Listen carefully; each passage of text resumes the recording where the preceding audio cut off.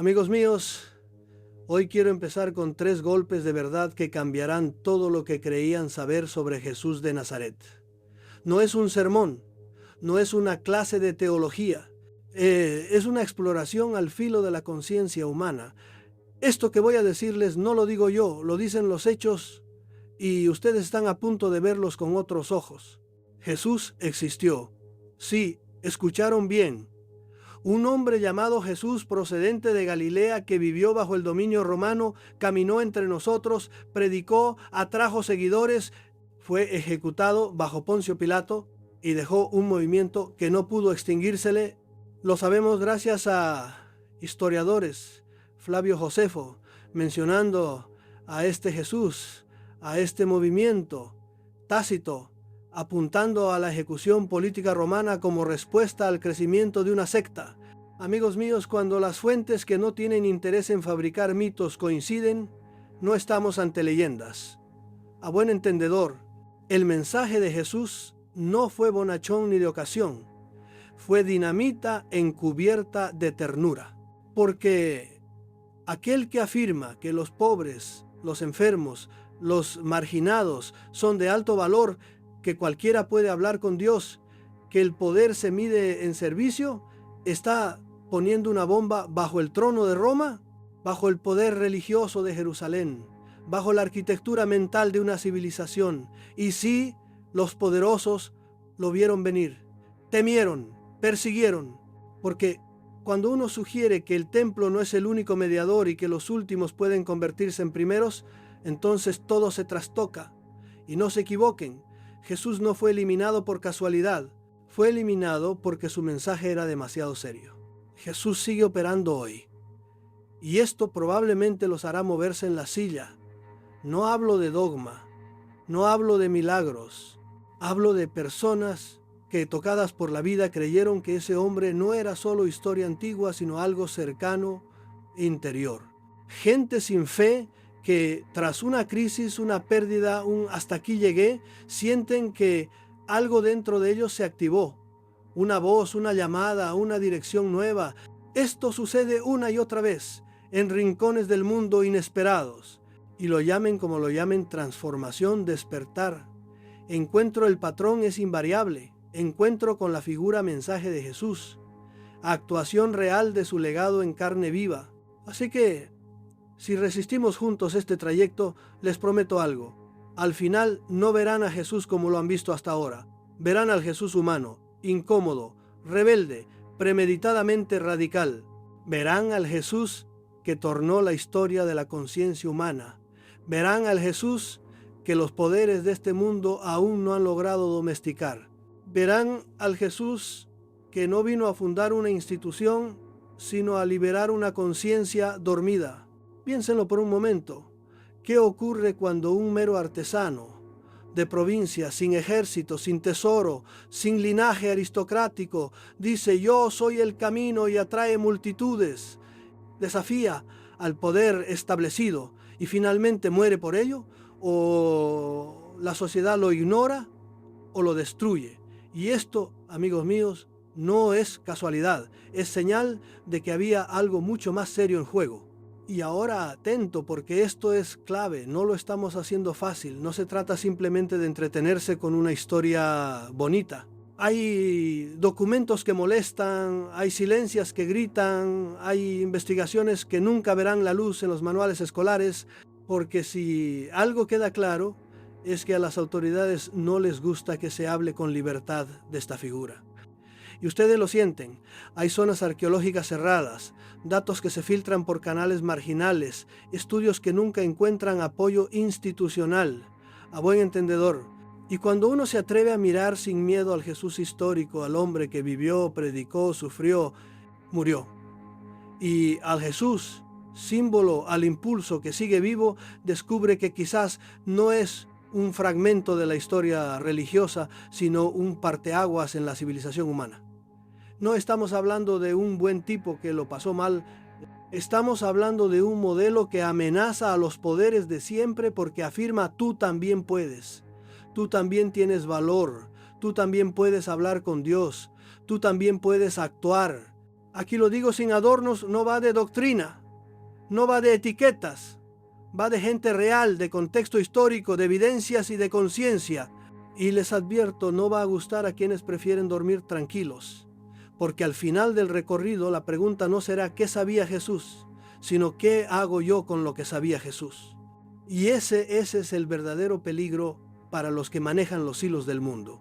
Así que si se quedan conmigo, si no cambian de video a los 5 minutos, les prometo que al salir no verán a Jesús con los mismos ojos, verán al hombre que vino para mostrar una puerta, verán la puerta y tal vez entrarán. Amigos míos, imaginen un mundo al filo del abismo, un escenario en donde el aire huele a opresión, a cultura muerta, a esperanza moribunda. Ese era el mundo en el que apareció Jesús de Nazaret. Una provincia ocupada por Roma, llena de impuestos defraudados, sacrificios vacíos y una clase dirigente tanto política como religiosa de tronos podridos.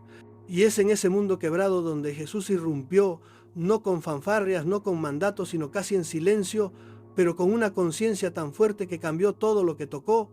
Ustedes quizá conocen los nombres Judea, Galilea, Samaria, pero raramente comprenden lo que esos nombres implicaban para la gente común. Galilea era la periferia, la comarca de los pueblos que los élites llamaban bárbaros. Judea era el epicentro del templo, del Sanedrín, del poder sacerdotal sostenido por la aristocracia judía. Y, sobre todo ello dominado por un imperio que no aceptaba rebeldes, que aplastaba blasfemias y que cobraba impuestos como si fuera sacramento. Un imperio que decía orden, pero traía muerte. Un imperio que decía justicia, pero era la cueva de lobos. Y en ese reloj de arena donde los granos de arena se escapaban sin retorno, vivían las gentes humildes. Jornaleros, campesinos, artesanos, padres que no podían alimentar a sus hijos, hijos que no tenían futuro. Y en esa miseria de cuerpos, la sed de sentido era un grito, y no solo la sed de pan, la sed de Dios, pero un Dios que no estaba en templos de oro, sino en piedras cargadas de silencio. Un Dios que no se sentía en las oraciones hipócritas del sistema religioso, sino en el dolor callado de un hombre común. Allí vino Jesús. Y lo importante es que no vino al escenario principal, no se instaló en el templo, no buscó palacio, vino al pueblo, a la provincia, a Nazaret, que era un lugar tan periférico que ni siquiera estaba bien considerado. Eso, amigos míos, es el contraste. Un hombre que proviene de lo más bajo entra en lo más alto, pero sin cambiarse el nombre, sin cambiar de traje, sin pactar. Y eso jamás lo perdonan los sistemas. En este mundo roto, los fariseos entendían la ley como una fortaleza para sus privilegios, el templo como un monopolio de sagradas ganancias. Los romanos, como emperadores del mundo, querían paz, pero imponían terror, impuestos, tributos, cesión de conciencias, y en medio la gente agotada, gente que había visto sus fuentes secarse, sus puertas cerradas, sus esperanzas convertidas en ceniza, gente que esperaba un Mesías, pero la esperaba como quien espera un salvavidas en el naufragio. ¿Y qué hallaron? Un carpintero galileo que decía: arrepentíos porque el reino de Dios está en medio de vosotros. Palabras simples, palabras peligrosas, porque lo que predicó Jesús no era reforma de templo, era una revolución de conciencia, no era un ritual nuevo, era una forma de vida nueva, un poder invertido. En ese mundo decadente, las normas estaban escritas para discriminar, para excluir al extranjero, al enfermo, al impuro. Jesús las leía de otra forma, para humanizar, para liberar, para dignificar, y eso los hizo muchos amigos y aún más enemigos. Y atención, porque no se trata solo de espiritualidad abstraída, se trata de política pura. Alguien que cura en sábado, que dice: no vine a abolir la ley sino a cumplirla, que desafía a los escribas y que envía a sus discípulos solos por los caminos sin nada, está dejando claro que el poder no se ejerce al modo de Roma. Una parte del reino de Dios se convierte en real y en la forma más subversiva: apoyo mutuo, comunidad, igualdad. Eso en el siglo I era más que peligroso. Era insurrección moral. Y no crean que no se veía venir. Cuando las autoridades vieron que las multitudes colgaban de sus palabras, que los enfermos se levantaban, que los excluidos comenzaban a sentirse capaces, se comenzó a trazar el golpe, porque el sistema no se defiende con rituales, se defiende con sangre. Y es ahí donde entramos en el terreno del sufrimiento humano profundo, porque aquel mundo no solo estaba roto socialmente, estaba roto espiritualmente. Y cuando la esperanza canta en silencio, aquello que aparece como mensaje se convierte en tormenta. Jesús no apareció por casualidad, apareció cuando el tejido humano estaba desgarrado. Y los sistemas lo sabían. Y los que sostienen el poder sienten cuando alguien les mira sin servidumbre. En pleno siglo I, el hambre no era solo de pan, era de justicia. El desaliento no era solo físico, era moral. El pueblo decía, ¿hasta cuándo, Señor? Y Jesús les contestó, ya, ahora, sin demora, sin ceremonias, sin intermediarios. Y eso es lo que nadie quiere contar. Porque la revolución silenciosa sucede en las conciencias y las conciencias no reportan dividendos al imperio. Entonces, amigos míos, si quieren entender por qué Jesús se volvió un problema tan profundo tan pronto, tienen que entender el mundo en el que apareció. Un mundo con caminos de polvo, con aguas turbias, con gritos mudos, pero también con semillas de libertad. Y la aparición de Jesús no fue el rayo en cielo sereno, fue el trueno en cielo quebrado. Y solo quien ve el rayo lo teme. Permanezcan conmigo. No cambien de video, porque lo que vamos a ver a continuación no es otra biografía piadosa. Es el estudio de un hombre que vino para pensar, para actuar, para liberar. Y cuando terminemos este tramo, les aseguro que empezarán a mirar el primer siglo y su reflejo en el siglo XXI y se darán cuenta de lo que realmente está en juego. Cuando hablamos de Jesús de Nazaret como figura histórica, muchos piensan inmediatamente en la fe, en la devoción, en la tradición, pero permítame decirles con claridad, aquí no estamos en un púlpito, sino en un laboratorio del pasado. Y lo que vamos a explorar es lo que los textos y las piedras nos permiten afirmar con cautela. Y lo que sigue siendo un silencio incómodo, para empezar, digan lo que digan los manuales cómodos, sí. Hay testigos no cristianos que mencionan a Jesús. El cronista judío Flavio Josefo, escribiendo hacia finales del siglo I, menciona a un hombre sabio llamado Jesús, que fue ejecutado durante el mandato de Poncio Pilato. Y el historiador romano Tácito, en sus anales, habla de Cristo que sufrió bajo Pilato en el reinado de Tiberio. Y déjenme decirles, cuando dos enemigos del cristianismo registran el mismo hecho, no es casualidad. A buen entendedor, pero este video no va de repetir nombres. Vamos a mirar la arqueología, el escenario, la Galilea del siglo I, la Judea del Segundo Templo, la provincia romana que late con tensión. En Cafarnaún se ha descubierto la casa de Pedro, una vivienda modesta con restos que datan de la época de Jesús. En Jerusalén, la piscina de Siloé y la piscina de Betesda han sido identificadas con textos evangélicos. No es que digan aquí estaba Jesús, pero es que señalan que los escritores conocían el terreno, lo que sugiere que no estamos ante fábulas lejanas, sino ante testigos embedded en un mundo real. Ahora les advierto, no piensen que las pruebas son abrumadoras. No, esto no es ciencia forense que cierra un caso con 100%. Aquí hay vestigios, pistas, evidencias que apuntan en una dirección y ese es el punto.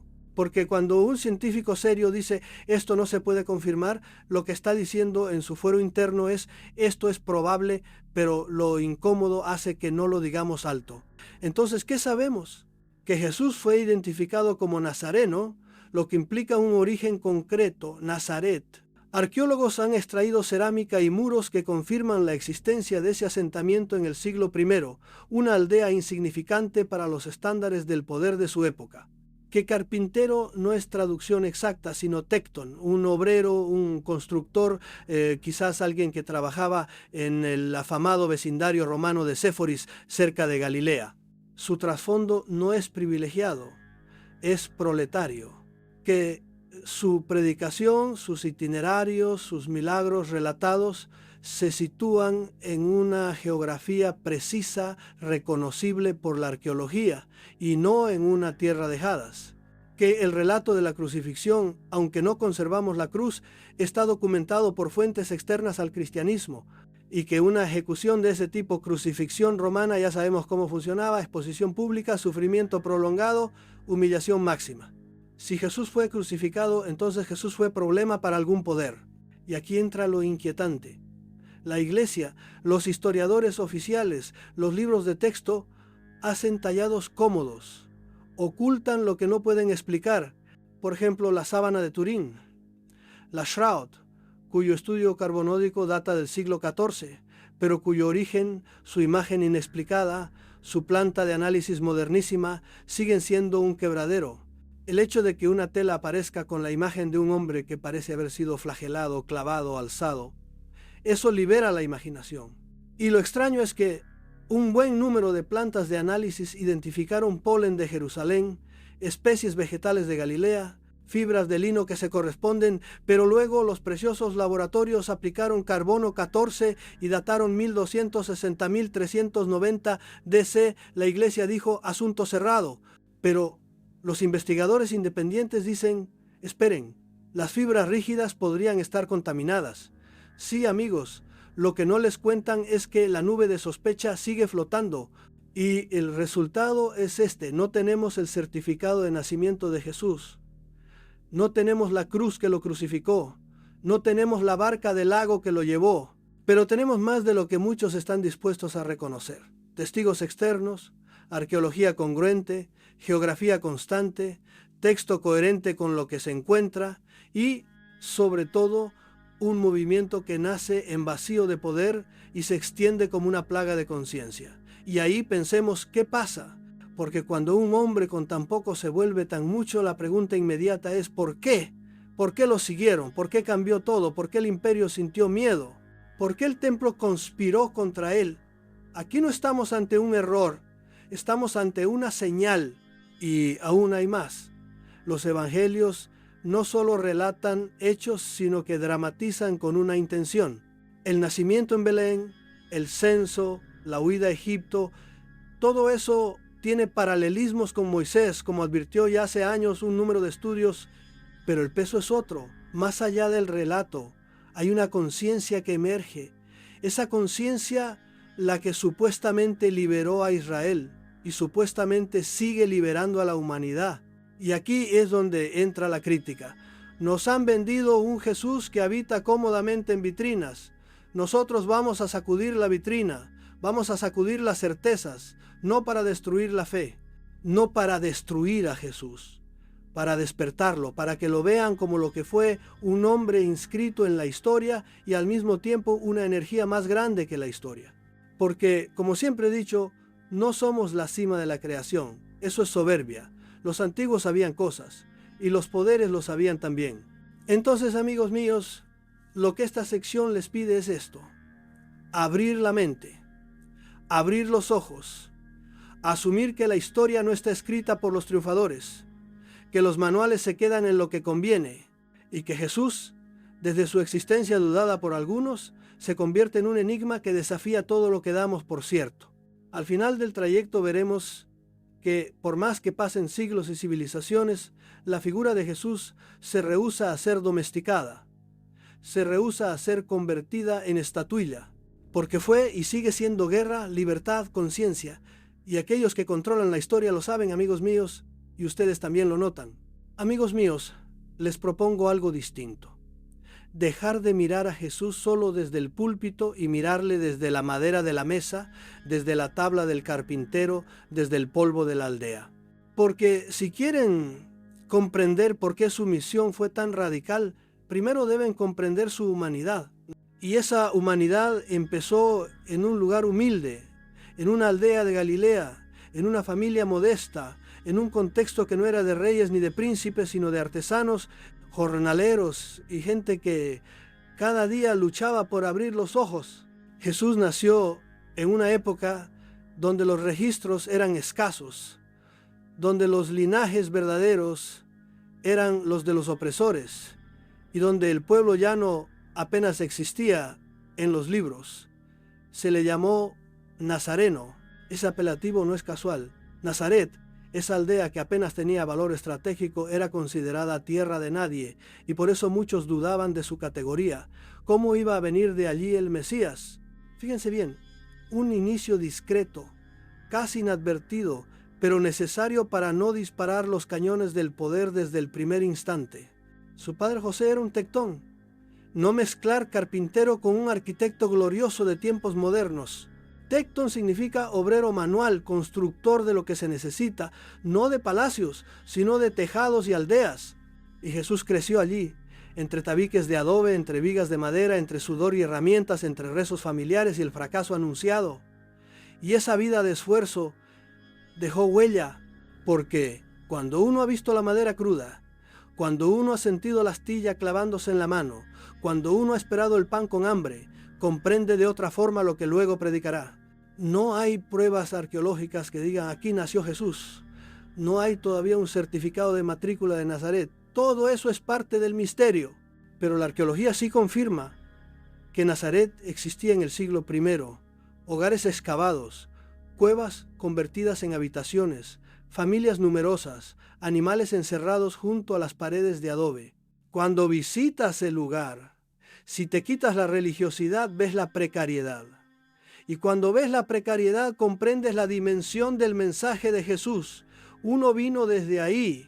Su infancia, por tanto, fue silenciada. No hay grandes saltos, no hay flashes de prodigios para niños. Solo hay tradición, solo hay oscuridad antes de la luz.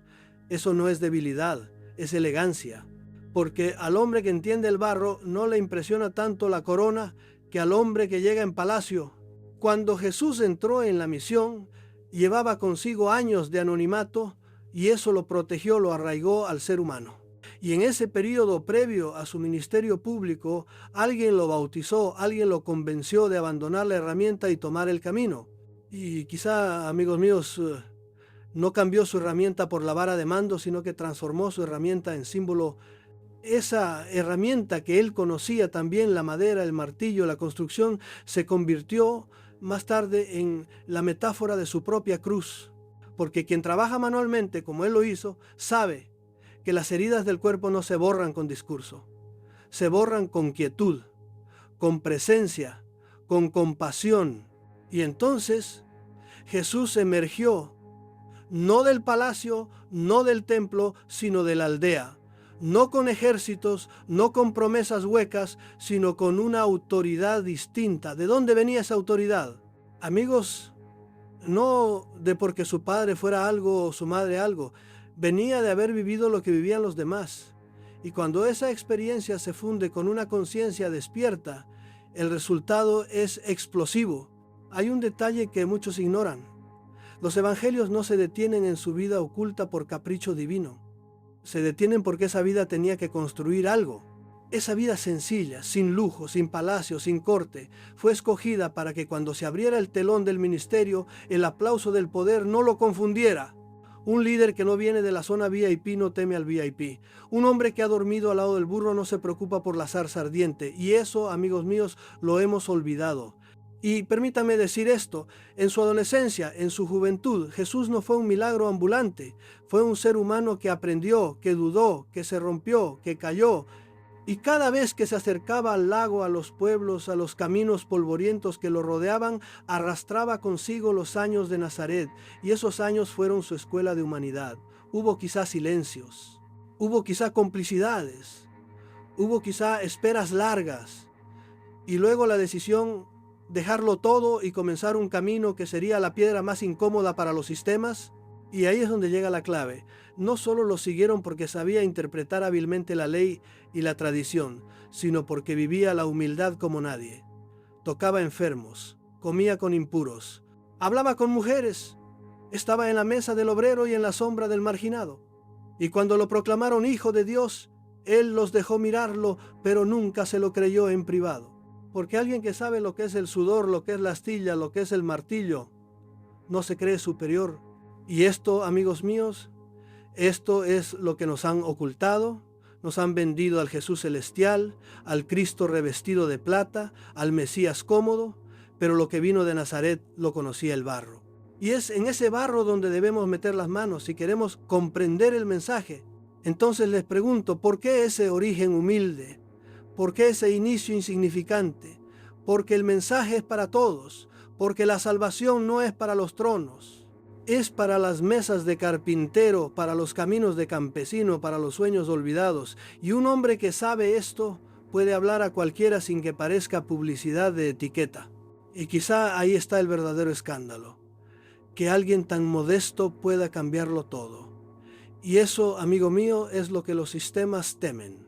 Porque no hay mayor amenaza que un hombre sencillo que dice sígueme y alguien lo hace y luego otro y luego miles y ya no puedes contener el movimiento.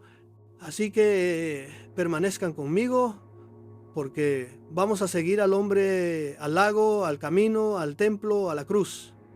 Pero no olviden, esa trayectoria comenzó en el polvo de Nazaret y ese polvo contiene la clave. Deténganse un instante y piensen en esto. En un mundo donde la obediencia se compraba con dinero, donde la fe se mediaba con rituales, donde la esperanza se amortiguaba con discursos vacíos, apareció un hombre que no ofrecía doctrinas nuevas, no proponía un nuevo templo, no fundaba un nuevo partido, simplemente vivía, hablaba, se miraba, escuchaba, como si la libertad ya existiera. Y cuando uno se encuentra con eso, algo se resquebraja por dentro. Y ese algo fue lo que hizo que miles lo siguieran. Lo primero que debemos entender es el estilo de Jesús. No un orador más, no un rabino flotando sobre la turba para lanzar una parábola inaprensible. No, él caminaba al lado, tocaba al otro. Miraba a los ojos del que nadie veía. Narraba con sencillez una realidad que el poder ocultaba. Si tu ojo te escandaliza, sácalo. El que quiera salvar su vida la perderá. Yo estoy entre ustedes como el que sirve. Frases que no se olvidan, que vibran en la carne, porque parten de la experiencia, y quienes lo escuchaban lo sabían. Sentían una exactitud en sus palabras, como si el mensaje llegara a su centro, a esa herida que no sabían nombrar. Luego está su presencia, porque sucedió algo misterioso. Personas marginadas, enfermas, mujeres, extranjeros, se acercaban. No los echaba, no los ignoraba, no juzgaba con distancia, no se montaba a un púlpito. Se arrodillaba ante la necesidad, y cuando alguien que ha nacido en aldea pequeña sin privilegio ve que otro camina sin sombra de patronazgo, sin empeño de imponerse, ese otro le parece distinto. Y cuando ese otro dice levántate, camina, el dolor se convierte en impulso, no en mercancía. Y eso, amigos míos, es magnetismo. Y es que para entender el fenómeno de Jesús como líder, hay que abandonar la imagen de jefe y pensar en la imagen de sanador de conciencias. Porque el que curaba al leproso no lo hacía solo con salmos, lo hacía al romper la lógica de la culpa, al estirar la mano sin condición, al pronunciar el nombre del otro sin temor, y eso en un mundo lleno de rituales vacíos. En un mundo donde el templo se había convertido en empresa, era una piedra lanzada contra el edificio. Pero permitidme ir más lejos. Los psicólogos modernos dicen que lo que mueve al ser humano no es tanto el miedo al castigo como la identificación, y Jesús entendió eso. No se presentó como Salvador desde un trono invisible, se presentó como hermano. Dijo, venid a mí los que estáis cansados, no seguidme los perfectos. Esa invitación rompe la oleada de discursos que dignifican el éxito, el poder, la imagen. Y cuando él habló así, no se puso de moda, perturbó. Entonces, ¿por qué lo siguieron hombres como Mateo, Zaqueo, Simón, María de Magdala? Porque lo reconocieron no como clérigo, sino como compañero. Y cuando un hombre se reconoce compañero de otro, se convierte en discípulo de algo más grande que una religión, el sentido. Y ese es el carisma de Jesús. No buscaba seguidores para sí, buscaba hombres y mujeres despiertos, y los encontró, y los entrenó, pero sobre todo los escuchó. Y es por eso que, amigos míos, los poderes sintieron amenazado el sistema. Porque un hombre que convoca sin ejército de mercenarios, sin grandes recursos económicos, pero convoca almas enteras, está tocando algo que no aparece en los balances. Y cuando las almas empiezan a buscarse entre sí en lugar de buscar al jefe, el sistema pierde su engranaje. Ahora bien, ¿era Jesús perfecto? No lo creo. No lo fue. Y eso es lo que lo hace tan cercano. Tuvo éxitos y tropiezos. En la tumultuosa vida itinerante de Galilea y Judea, se cansó, dormía donde podía, tenía hambre, fue rechazado. Y cuando lo acusaron no se defendió, porque sabía que la defensa del sistema no le convenía. Pero lo que hizo fue difícil. Siguió contra todo en la honestidad de su mirada. Esa mirada, dicen los manuscritos, atravesaba al interlocutor, y en esa mirada ocurría un trastorno moral.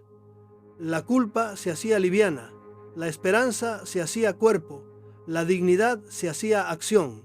Y aquí un detalle que se pasa por alto: Jesús no contrató publicistas, no se rodeó de escribas para embellecer su reputación, no buscó templos de mármol para levantar su nombre. Su sala de conferencias eran colinas, laderas, barcos varados en lagos, casas pobres. Su discurso no estaba adornado, estaba incrustado. Y eso lo hace real y lo hace peligroso. La consecuencia es esta: miles lo siguieron no porque quisieran aplausos, lo siguieron porque sintieron que él los veía. Y eso es algo que no cambia con los siglos. Y no cambió, porque aún hoy en iglesias humildes, en calles inundadas de crisis, en vidas rotas, aparece alguien que lo recuerda, aparece alguien que lo imita, aparece alguien que dice voy a vivir como él vivió, y entonces las estructuras tiemblan. Y ustedes lo han visto. No lo busquen solo en libros. Lo han visto en voluntarios que dejan su trabajo para ir a salvar refugiados. Lo han visto en jóvenes que dejan la mediocridad para emprender un proyecto social. Lo han visto en gente sencilla que dice voy a amar donde nadie ama. Eso es el legado. Eso es la lógica del hombre que se levantó del polvo de Nazaret para ponerse en medio del mundo. Y eso es adictivo. Así que, amigos míos, si la pregunta que ahora retumba es ¿por qué lo seguían? La respuesta es porque estaba vivo en carne y alma, porque era humano, porque era fuera de guión y porque ofrecía algo que nunca se había visto en aquella Galilea romana: una invitación sin precio, una esperanza sin bodega, una dignidad sin patente. Y cuando miles lo siguieron, comenzaron a construir otra historia, y esa otra historia es la que aún late. Amigos míos, permítanme que les diga algo que muchos han olvidado. Lo que predicó Jesús de Nazaret no fue una serie de recomendaciones morales suaves ni un conjunto de rituales cómodos para tranquilizar conciencias. No, fue un golpe directo a la matriz del poder de su tiempo. Fue una enseñanza que desmontaba el mundo antiguo desde sus cimientos, y eso es lo que lo vuelve irreemplazable. Imaginen un escenario: un imperio que mide su fuerza por la espada y la dominación, un templo que mide su santidad por los sacrificios y las ofrendas, unos gobiernos que miden su legitimidad por la cooperación con el ocupante.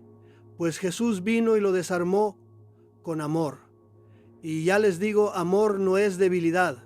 Amor puede ser la explosión más poderosa de la que una civilización no se recupera fácilmente. Las lecciones que lanzó uno tras otro nos resuenan hoy, pero en su momento fueron bombas de tiempo. Fíjense en algunas: amad a vuestros enemigos.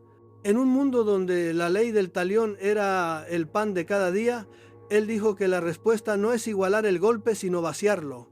Esa idea era un escándalo.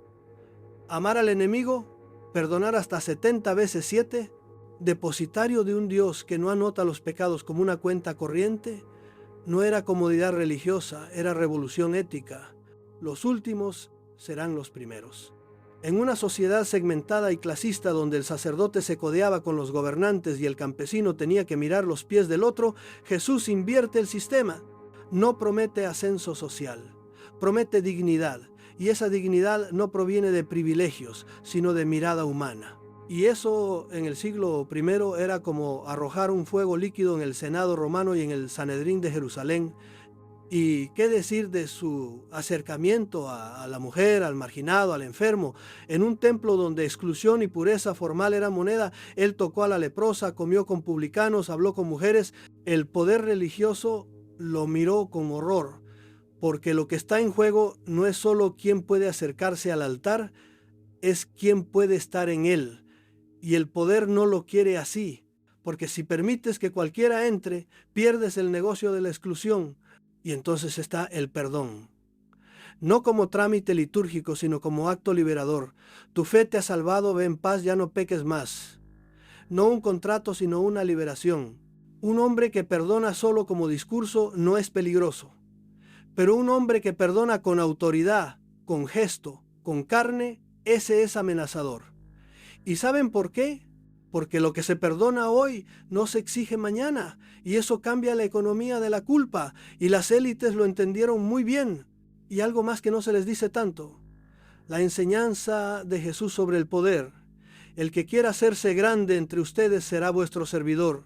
En un imperio que erige estatuas, que proclama emperadores, que funda sacerdocios intocables, eso es la subversión definitiva. Porque cambia el eje, el centro ya no está en el trono, sino en la mesa. Y cuando el poder está en la mesa, no lo reconoces fácilmente hasta que te sientas. Y ahí empieza la revolución. Pero, ¿creen ustedes que estas ideas eran aceptadas de buen grado? Claro que no.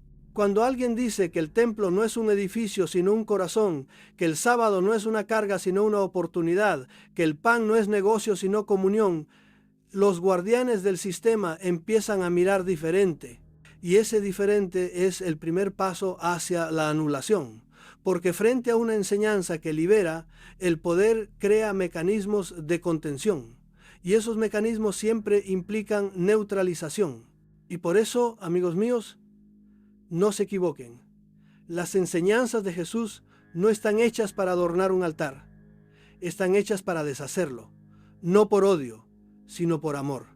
Amor que exige coherencia. Amor que desecha la acumulación. Amor que rechaza la opresión. Amor que reescribe la ley. Y cuando la ley es reescrita desde abajo, los de arriba tiemblan. También hay que decir que Jesús enseñó desde la autenticidad.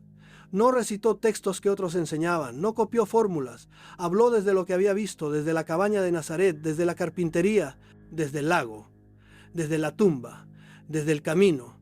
Y cuando alguien que ha vivido entre los humildes predica algo distinto, hay resonancias profundas. Gente que llevaba heridas, que cargaba vergüenza, que era excluida, lo seguían porque veían en él la dignidad que se les había negado. Y la enseñanza de dignidad es más potente que la doctrina más elaborada. Y finalmente, lo que nadie quiere que reconozcamos, esa enseñanza sobre el sufrimiento. Hijo mío, en el mundo tendréis aflicción, pero ánimo. No se trata de aceptar pasivamente el mal, se trata de atravesarlo, de entender que el valor no está en evitar heridas, sino en vivirlas con conciencia.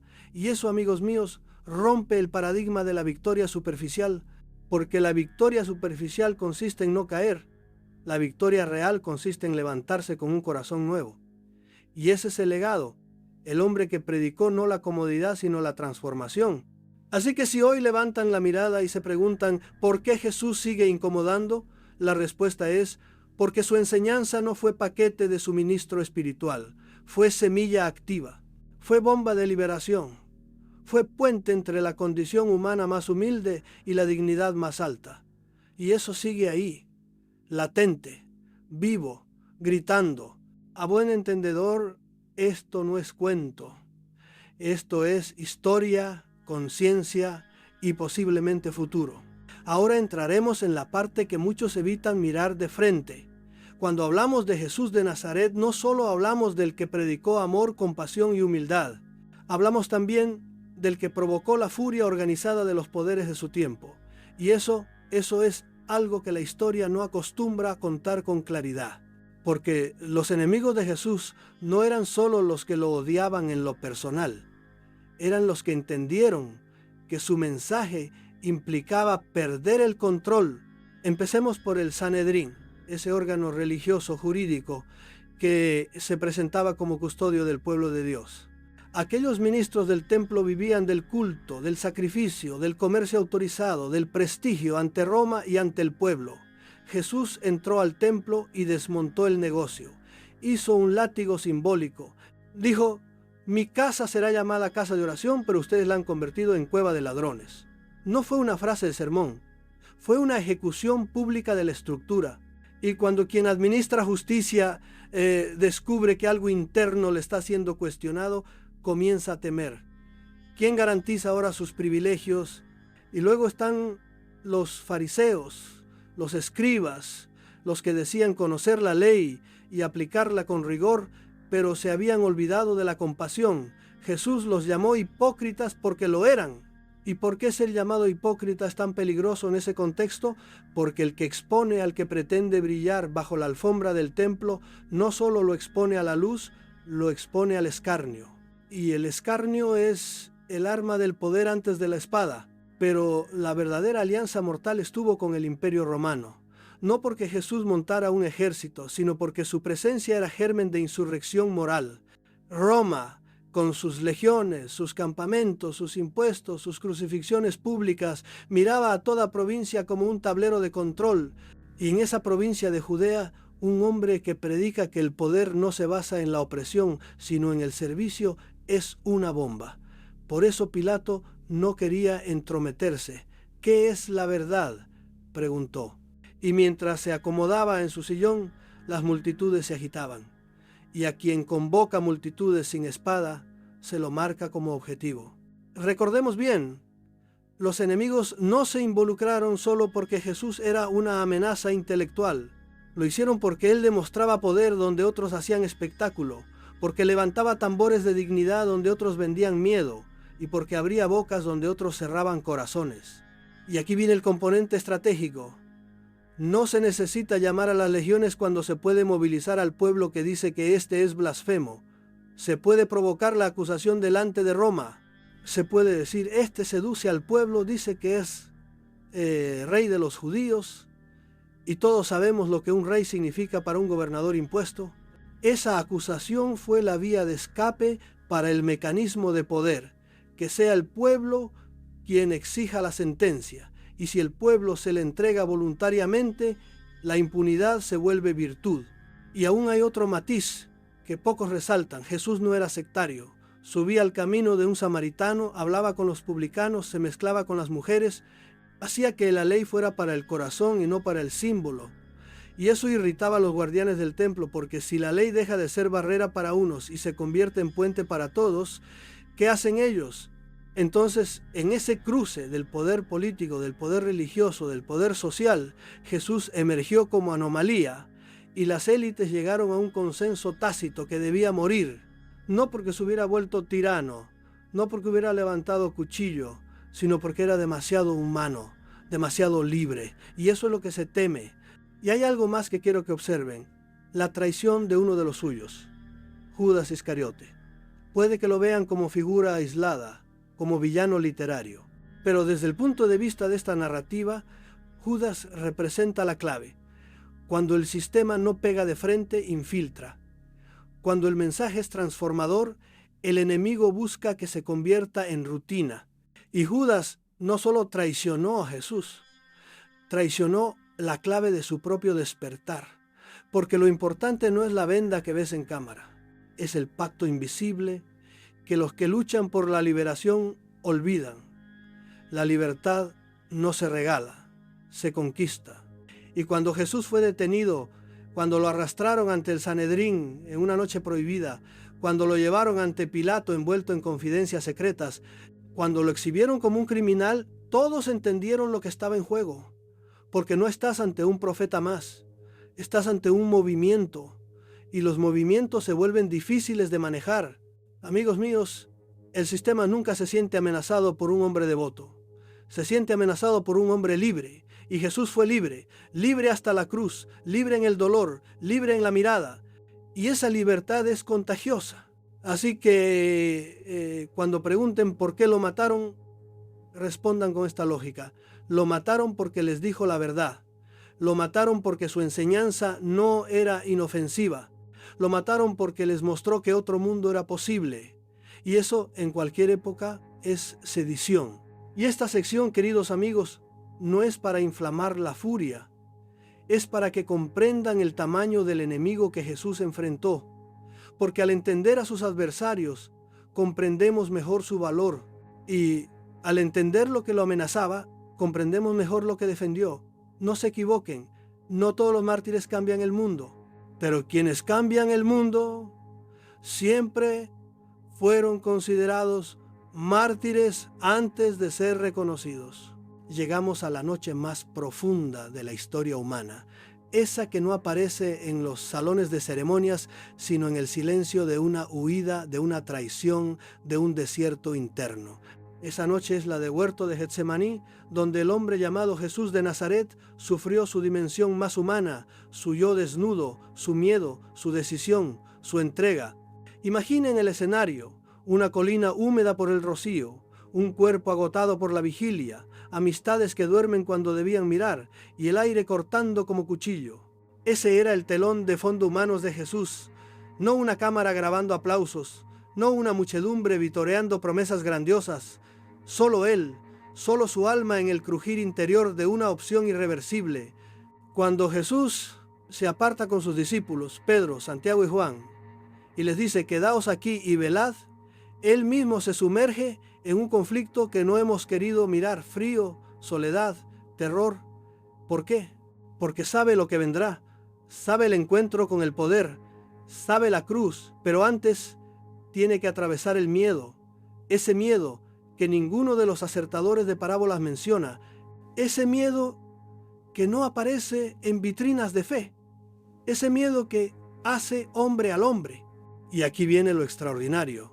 Mientras sus amigos duermen, una humanidad desgastada le dice: Padre, si quieres, pasa de mí esta copa. No es una afirmación poética, es una súplica desesperada. Es alguien que desea escapar al horror que sabe inevitable, pero al mismo tiempo es alguien que reafirma: no se haga mi voluntad sino la tuya. Y ahí reside el salto, entre huir del dolor y abrazarlo, entre salvarse a sí mismo y salvar a los otros, entre el escape y la entrega. Y cuando Jesús es sudor y sangre en la misma gota, una condición que la medicina reconoce como hematidrosis, sudor sanguinolento bajo estrés extremo, estamos ante un hombre que cruza los límites de la biología y se aproxima al símbolo eterno. ¿Lo vieron los discípulos? Tal vez. ¿Se lo contaron? Sí. Pero aquí lo que importa no es si la ciencia lo mide. Aquí lo que importa es que Jesús no fue solo fuerza divina, fue un hombre que quiso renunciar a ser tratado como Dios. Fue un hombre que no trajo su escudo al huerto. Y entonces aparece la traición, la señal del beso, la espada que corta la calma, los soldados, el arresto injusto. Pero antes de todo eso, queda la lucha silenciosa de Jesús en Getsemaní. Esa lucha que no lleva pancartas, esa lucha que no tiene público, esa lucha que cambió la historia, porque mientras las legiones se preparaban, el mundo ya estaba perdido. Y el mundo fue rescate de una decisión interior. ¿Por qué es tan central este episodio? Porque revela tres cosas fundamentales. Primero, que Jesús sufrió libremente. No fue arrancado solo por la historia. Se ofreció. Segundo, que Jesús no vivió en la nube. Vivió en la tierra del miedo, de la angustia, de la imperfección humana. Y tercero, que la entrega no es fruto de debilidad, es fruto de conciencia. Y ahí está el regalo. Pero también el arma más radical. Imaginen que los enemigos lo capturan justo cuando su alma se ha vaciado de todo empeño egoísta. Eso no es derrota. Eso es trampolín para una transformación que aún hoy sigue arrastrando corrientes silenciosas en vidas escalonadas de hombres y mujeres. Porque donde uno ve cruces, otro ve inicio. Donde uno ve agonía, otro ve liberación. Y eso es lo que nadie nos preparó para ver. Y no piensen que este episodio es solo para teólogos. No. Este episodio es para cada persona que en su interior ha dudado, ha sentido miedo, ha querido huir. Este episodio es para ti. Porque entender que Jesús sintió miedo, no solo temor, nos acerca más a Él. Nos acerca a la humanidad, y la humanidad, esa que se cree indefensa, pero que tiene un hilo de luz. Y ahora el dato que pocos recuerdan: Justo en el huerto de Getsemaní se dice que la luna miraba expectante, que las olivas, esas viejas olivas cargadas de historia, temblaban ante la presencia de lo que estaba a punto de acontecer. Y aún hoy, muchos peregrinos aseguran que al caer la noche, ahí la atmósfera cambia. No es sugestión, es residuo de lo invisible que permaneció allí.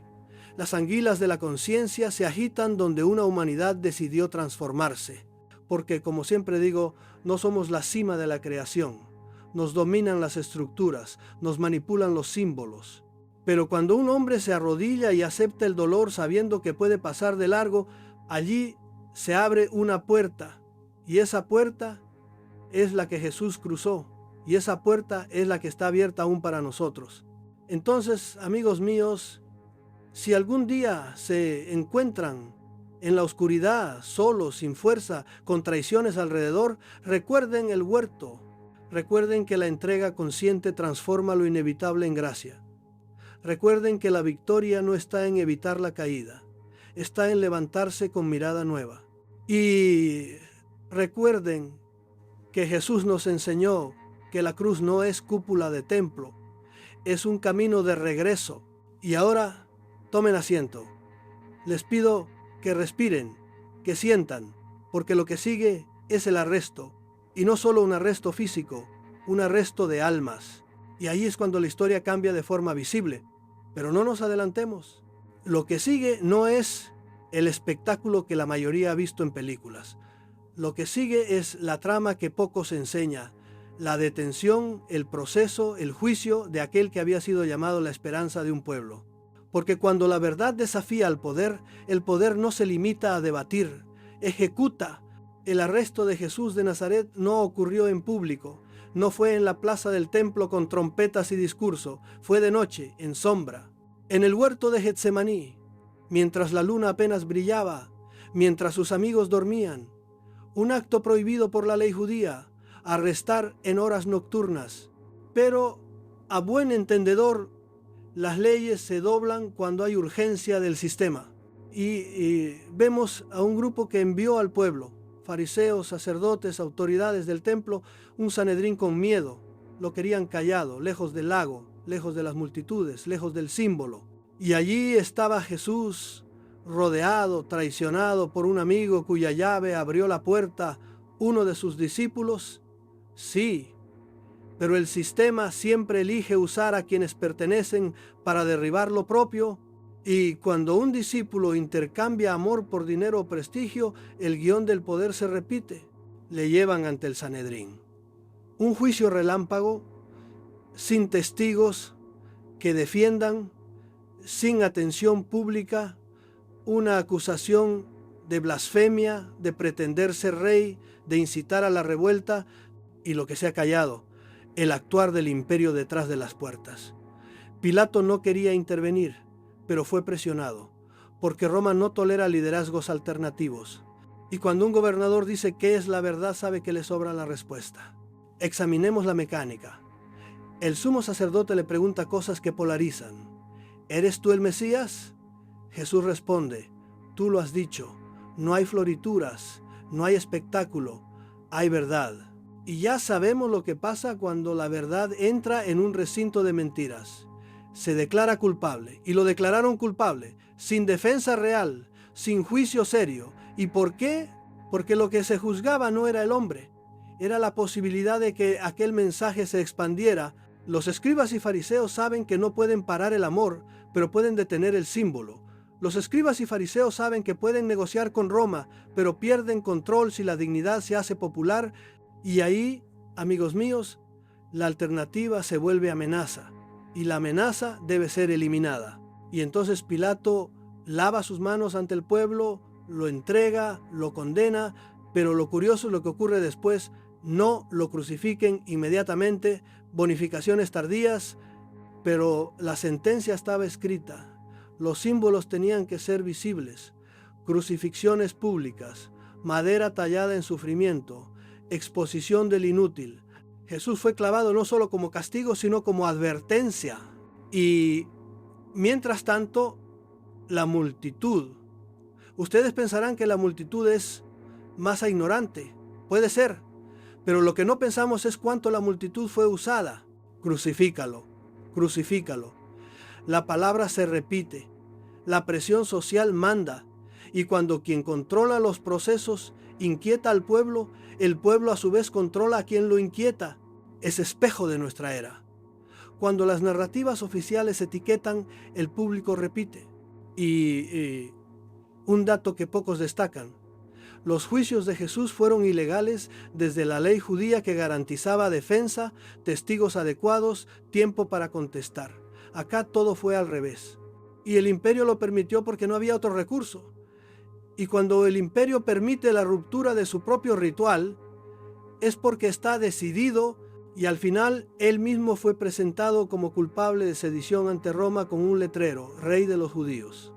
Pero ese rey no era de palacio, era de almas. Y eso lo hizo más peligroso aún. Ahora, miren al presente. ¿Cuántas veces vemos juicios creados para la forma pero no para la justicia? ¿Cuántas veces dejan al inocente delante de la multitud y rompen las reglas cuando el resultado ya está decidido? Amigos míos, la historia se repite, y más vale que lo comprendamos, porque cuando alguien muere sin poder defenderse, su voz se vuelve aún más potente. Cuando alguien expira con los ojos abiertos y el pueblo lo entrega, su historia empieza a transformarse. Y eso sucede aquí. Entonces, piensen esto. Jesús fue traicionado, arrestado ilegalmente, juzgado como criminal y entregado a las autoridades que practican el terror más grande del imperio: exhibir un cuerpo como advertencia. Pero él lo permitió, porque él sabía que algo más grande que su vida personal estaba en juego. Amigos míos, el verdadero juicio no fue solo el del Sanedrín, fue el de la conciencia humana. Y cuando cada persona se sienta delante de la cruz, ante la imagen del hombre que no empuñó la espada pero aceptó la madera, debe preguntarse: ¿qué haría yo? Y no olviden, la justicia no empieza en las leyes, empieza en el corazón. Y Jesús lo supo, y los que lo rodearon lo temieron, y nosotros lo estamos redescubriendo.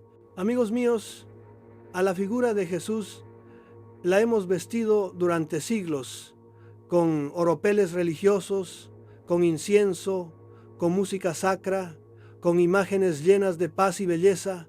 Pero lo que le hicieron aquel día no tuvo nada de sagrado, ni de hermoso, ni de divino. Fue un acto de tortura, una ejecución despiadada, pública, diseñada para destruir, humillar y borrar del mapa a quien osara desafiar al sistema. Y ese sistema, no lo olvidemos, era el más poderoso del mundo conocido, el Imperio Romano. La crucifixión era el espectáculo del horror. No era una forma de ejecutar, era una forma de aplastar psicológicamente a un pueblo. El mensaje era claro: así mueren los que se rebelan. Y Jesús fue uno de ellos. Lo colgaron en una cruz como a un delincuente, como a un esclavo, como a un despojo humano. Y no fue algo rápido, fue lento, fue calculado, fue brutal. Le arrancaron la ropa, lo expusieron al sol, al polvo, a las miradas. Lo golpearon hasta dejarle la piel colgando. Lo flagelaron con un látigo hecho para desgarrar carne, para abrir heridas profundas, para romper el cuerpo desde fuera y desde dentro. Y después le hicieron cargar con su propio instrumento de muerte, una viga pesada, áspera, que laceraba la espalda ya herida. No hay pinturas ni películas que logren mostrar el verdadero horror de aquello. Y lo crucificaron, no con cariño, como quien coloca a un santo en su altar. Lo clavaron como se clava a una bestia, en las muñecas, donde el dolor alcanza los nervios más profundos, en los pies, superponiéndolos para que un solo clavo bastara. El cuerpo colgado tenía que moverse para respirar. Cada intento de inhalar era un suplicio, cada exhalación un desafío al instinto de sobrevivir. La muerte llegaba por asfixia, por colapso, por el peso del propio cuerpo aplastando los pulmones, y sin embargo, en medio de todo eso, Jesús no gritó maldiciones, no suplicó que lo bajaran, no pidió justicia, habló de perdón, dijo que no sabían lo que hacían. ¿Quién puede hablar así mientras le arrancan la vida? ¿Qué clase de conciencia hay que tener para, en medio del sufrimiento más extremo, pensar en el perdón? Dicen que a su lado crucificaron a 2 ladrones, que uno se burló, pero el otro, en un último acto de lucidez, le pidió simplemente que no lo olvidara. Y Jesús, con la poca fuerza que le quedaba, le prometió el paraíso. En esa respuesta hay más humanidad que en toda la jurisprudencia del imperio, porque allí no hablaba un Dios inalcanzable, hablaba un hombre. Y ese hombre en su agonía seguía pensando en otros. Cuando finalmente murió, lo hizo con las palabras "todo está cumplido". No era una rendición, era un acto de coherencia. Había vivido como pensaba y estaba muriendo de la misma manera. Coherencia hasta el final, hasta la última gota de sangre. Y no murió solo. Estaban allí los que no huyeron, su madre, un puñado de fieles.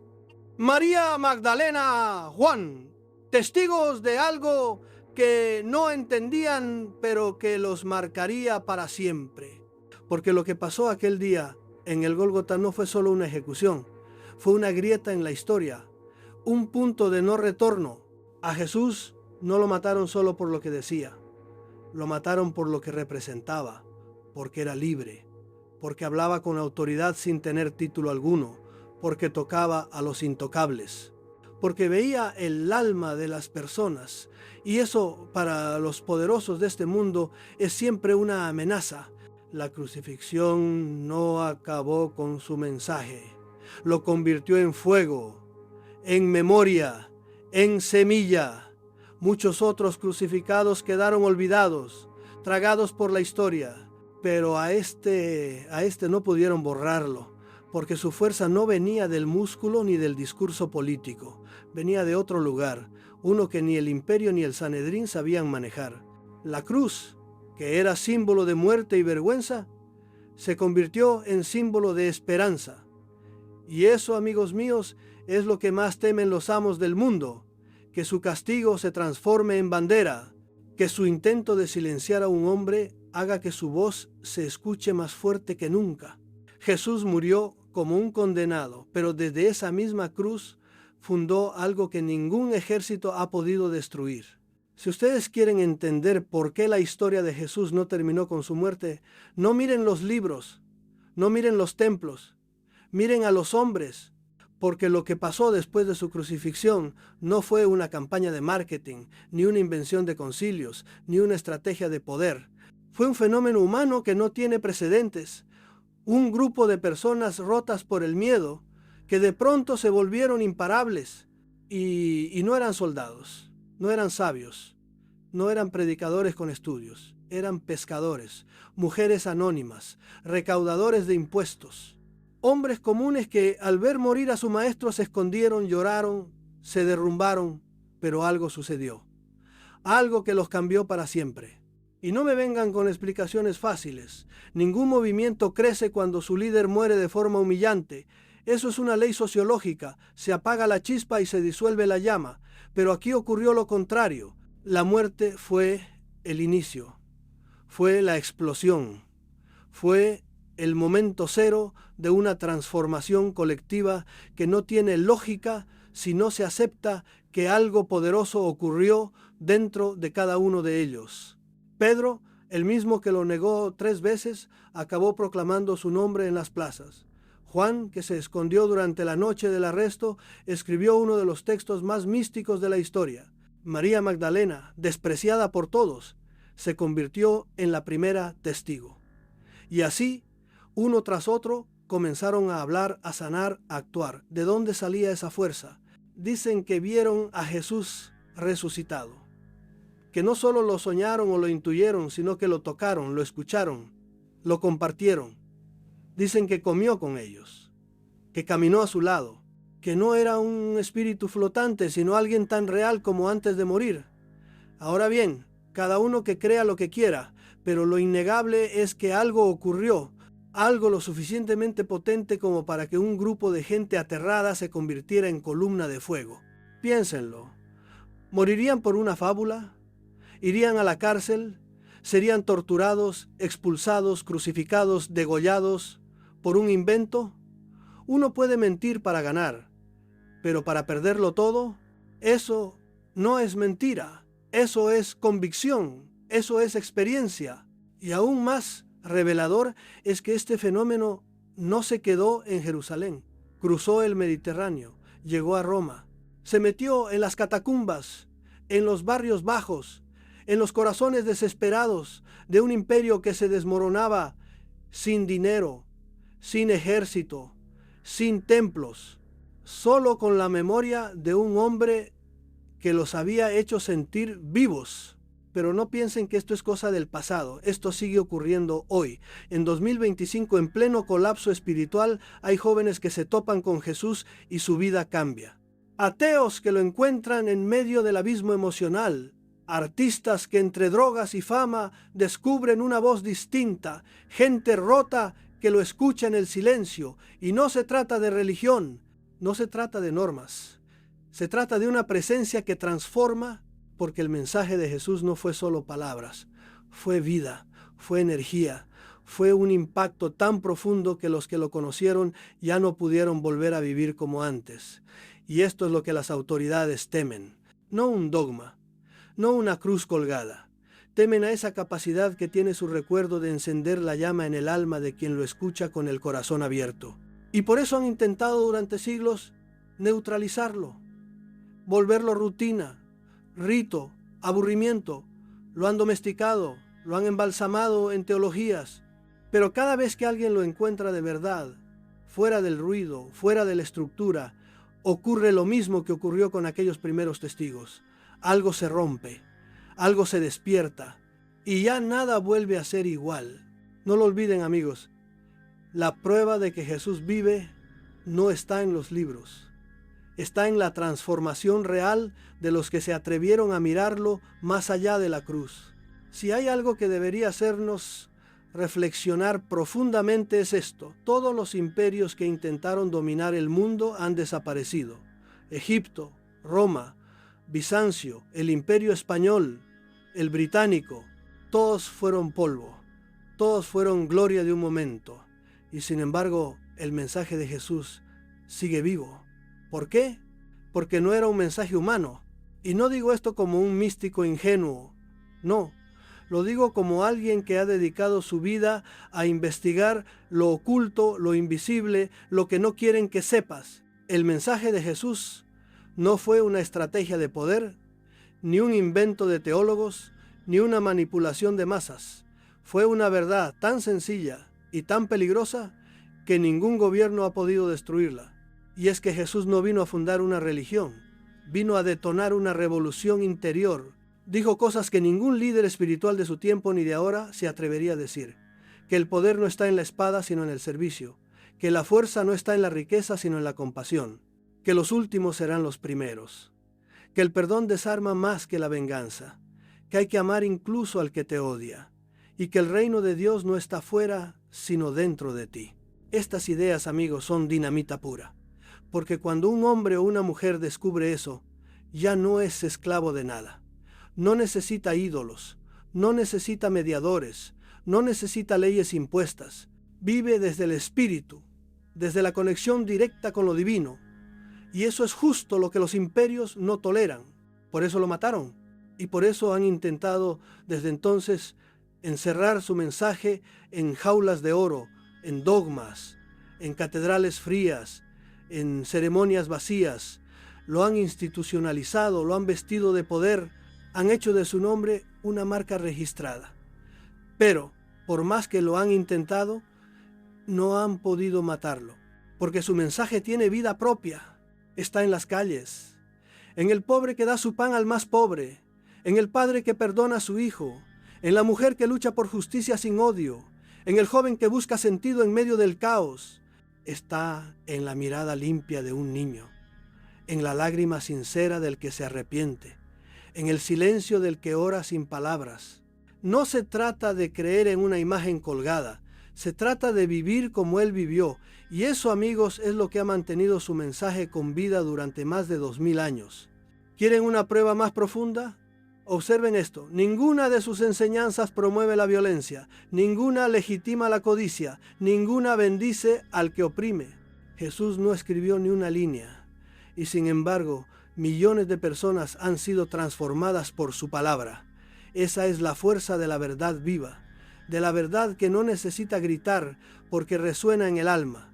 Y mientras los reinos se hunden, su mensaje permanece y permanecerá, no porque tenga templos, ni porque tenga seguidores, ni porque tenga libros sagrados. Permanecerá porque cada vez que alguien lo descubre de verdad, vuelve a nacer. Porque Jesús no es un recuerdo, es una presencia. No lo olviden, los imperios se construyen con miedo. Jesús vino a liberarnos del miedo. Por eso su voz sigue resonando, más allá de los siglos, más allá de los papas, los dictadores, los ateos y los creyentes. Y seguirá hasta que el último ser humano se atreva a mirar dentro de sí y reconozca que lo que buscaba afuera ya lo tenía dentro. No se engañen. Vivimos en una época donde todo parece estar al alcance de la mano y sin embargo, el alma humana nunca ha estado tan vacía. Nos venden la libertad, pero estamos encadenados a pantallas. Nos dicen que somos más conectados que nunca y estamos más solos que nunca. Nos prometen progreso y lo que tenemos es ansiedad, suicidio, drogas, violencia. Y en medio de este desastre emocional, Jesús vuelve a aparecer. Sí, en pleno siglo XXI. Y no me refiero al Jesús de las iglesias ni al de las procesiones. Me refiero al verdadero Jesús, al hombre que hablaba de libertad interior, de transformación real, ese que incomodaba a los poderosos, el que decía que si quieres salvar tu vida, primero tienes que perderla. Ese Jesús está regresando, no en carne, sino en conciencia. Cada vez más personas jóvenes, mujeres, hombres que no creen en nada, artistas, activistas, incluso ateos, están teniendo experiencias que los descolocan. No saben explicarlo. Pero alguien les habla al corazón. Les revienta por dentro el muro de cinismo, de superficialidad, de vacío. Y sienten que hay algo más. Algo verdadero. Algo que ha estado ahí desde siempre. ¿Y saben qué es eso? Es el llamado del Espíritu. Jesús no vino a ser el fundador de una religión. Vino a despertar al ser humano, a decirle, tú no eres este cuerpo, tú no eres este sistema, tú eres luz y estás dormido. Y eso, en estos tiempos de tiniebla, empieza a hacerse insoportablemente evidente, porque las mentiras del mundo ya no aguantan. Ni la política, ni los falsos líderes, ni la ciencia que se cree Dios, nada llena ese agujero que llevamos dentro. Y ahí es donde entra Jesús, no como dogma, no como ídolo, sino como espejo, como chispa, como semilla. Jesús es la imagen de lo que podríamos ser si despertáramos, si dejáramos de tener miedo, si nos atreviéramos a vivir desde el amor, no desde el cálculo, desde la verdad, no desde la pose. Piénsenlo. ¿Por qué tantos jóvenes que se burlaban de todo ahora se callan cuando escuchan sus palabras? ¿Por qué hombres rotos por el fracaso, mujeres heridas por la mentira, encuentran en él un consuelo que nada ni nadie les dio jamás? Porque él no juzga, no exige, no manipula, solo te muestra lo que eres. Y eso, cuando lo ves, ya no puedes volver atrás. Lo que estamos viendo, amigos, es el inicio de un despertar. Un nuevo tipo de espiritualidad que no necesita templos, que no se arrodilla ante ningún hombre, que no obedece por miedo, sino que sigue por amor.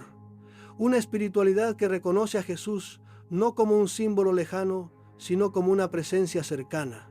Porque, repito, Jesús está vivo, no físicamente tal vez, pero sí como fuerza transformadora en los que perdonan lo imperdonable, en los que aman sin ser amados, en los que luchan sin odio, en los que caen y vuelven a levantarse con los ojos limpios. Y eso no lo detiene nadie, ni los medios, ni las leyes, ni las modas. Porque cuando una conciencia despierta, ya no se duerme más. Amigos míos, el siglo XXI no es el final de la fe, es el final del engaño. Y en medio de la ruina del mundo moderno, el mensaje de Jesús vuelve a brillar. No como religión, sino como fuego, como verdad, como desafío. Y cuidado, porque quien escuche esa voz ya no podrá seguir viviendo como antes. Amigos míos, hay algo que quiero que entiendan de una vez por todas. El mensaje de Jesús no fue diseñado para ser cómodo, para hacer la vida más suave. Fue diseñado para ser incómodo, para que nos sacuda, para que nos despierte, para que nos cambie desde adentro. Y eso, créanlo, es lo que más molestan los que controlan el mundo. Porque Jesús exige, no promueve un mínimo común, no acepta mediocridad, no se instala en el complaciente vive y deja vivir. Él dice, ama incluso al que te hace daño. Dice, perdona sin medida porque también tú fuiste perdonado. Dice, el que quiera salvar su vida la perderá. No son eslogans para café de domingo, son mandatos para la transformación.